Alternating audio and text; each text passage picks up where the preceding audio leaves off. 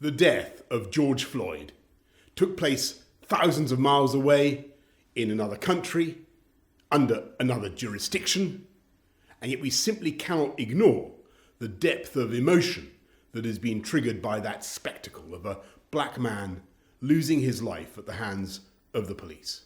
In this country and around the world, his dying words, "I can't breathe," have awakened an anger and a widespread and incontrovertible, undeniable feeling of injustice. A feeling that people from black and minority ethnic groups do face discrimination in education, in employment, in the application of the criminal law.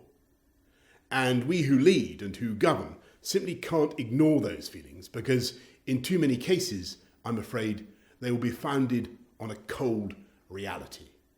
Yes, I'm proud to lead the most ethnically diverse government in the history of this country, with 2 of the 4 great offices of state held by a man and a woman of Indian origin. And yes, I'm proud of the work I began to lead more than 10 years ago to recruit and promote more young black people in the police and other walks of life. This country has made huge strides. I remember the 1970s and the horror of the National Front. I truly believe that we are a much, much less racist society than we were. In many ways, we're far happier and better.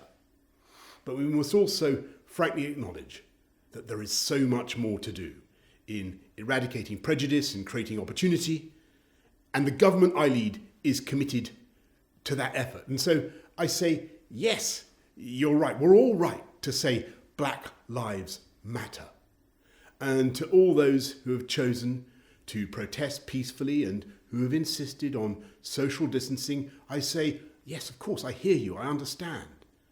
But I must also say that we are in a time of national trial, when for months this whole country has come together to fight a deadly plague. After such sacrifice, we can't now let it get out of control. It's black and minority ethnic communities who've been at the forefront of the struggle against coronavirus, whether in healthcare or transport, social care, or any of the other essential services that have kept our country going.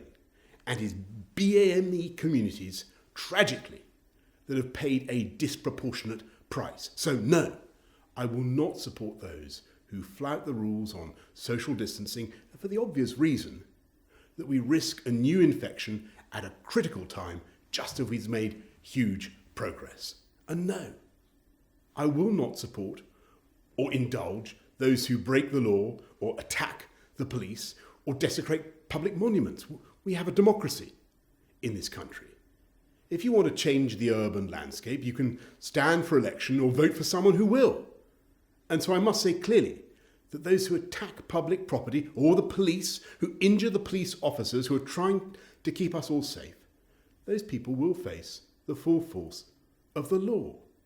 Not just because of the hurt and damage they're causing, but because of the damage they're doing to the cause they claim to represent. They're hijacking a peaceful protest and undermining it in the eyes of many who might otherwise be sympathetic. And as a society, we can and must do better.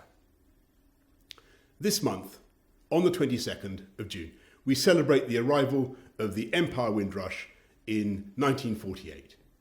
And we remember the contribution of the Afro-Caribbean workers in the NHS and across all public services who helped to rebuild this country after the war. And today, once again, we face a great task to relaunch this country after coronavirus.